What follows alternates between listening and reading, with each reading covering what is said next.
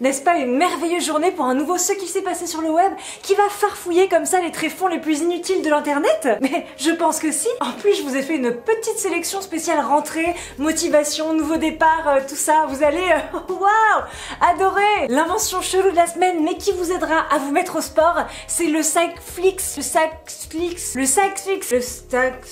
Et là, je vous vois, vous demandez de quoi il s'agit. C'est un étudiant du Dublin Institute of Technology, voilà, avec mon superbe accent anglais, qui a créé ça. Et en fait, c'est un vélo d'appartement qui est relié comme ça par des petits bidules que je ne comprends pas à ton Netflix et qui ne te permet de regarder une série que si tu pédales assez fort. Donc en gros, t'es comme ça, tu pédales à 2 à l'heure, ça marche pas, bim, tu commences un peu à avoir un rythme stylé et là, paf, t'as Gilmore Girls, je ne sais quoi, qui s'affiche et là, tu es heureux. Voilà, je pense que c'est vraiment un bon moyen de se mettre au sport, hein. Vous qui hésitiez, on pourrait faire un petit vélo comme ça relié à YouTube. Comme ça, si vous pédalez assez fort, vous pourriez, bam, regarder, waouh, toutes mes vidéos, ça serait... Deuxième invention chelou qui pourrait vous servir pour la rentrée, c'est ce bracelet anti-dépense. Voilà, nickel. Donc que fait-il? C'est un petit bracelet, bon déjà il est moche, hein, et il est parfaitement dégueulasse. Quel est le designer? Peut-on l'appeler? Allô? Oui, oui, ce design est dégueulasse. Hein? Voilà, allez, merci, au revoir. Et bien écoutez, il est relié, il est connecté à votre compte en banque, et en fait il vous libère une décharge qui peut aller jusqu'à 340 volts si vous faites une trop grosse dépense sur votre compte.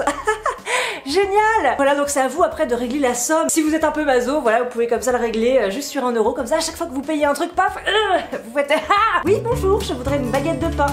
Tenez, 1 euro. C'était l'imitation de quelqu'un qui se fait électrocuter.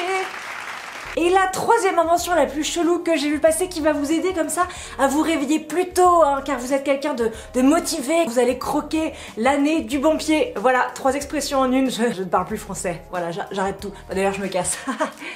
Mais je rigole! L'autre invention chelou, donc c'est un tapis réveil matin. Donc en gros, vous le mettez un peu loin de votre lit et en fait le truc sonne comme ça de manière assez stridente et insupportable et il ne s'arrête que si vous mettez vos gros pieds poilus dessus. Pour la modique somme de $110, vous pouvez vous procurer cette petite merveille de technologie.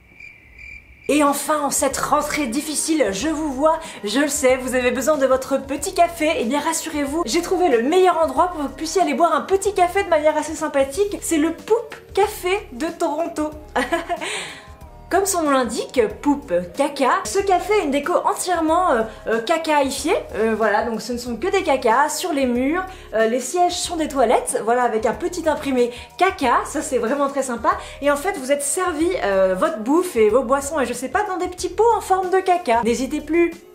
Et l'autre info marrante que j'ai vu passer à propos du café et qui nous motive, c'est cette personne qui a pris le temps de regarder les 236 épisodes de Friends, donc juste ici tout va bien, qui a noté un par un qui buvait un café, commandait un café, quand, où, quand, comment au Central Perk. Donc en gros la personne a calculé quel était le personnage de Friends qui buvait le plus de café au total et a établi des petites courbes, un petit classement, voilà, parce qu'il y a des gens qui ont du temps. Et bien écoutez, c'est Phoebe.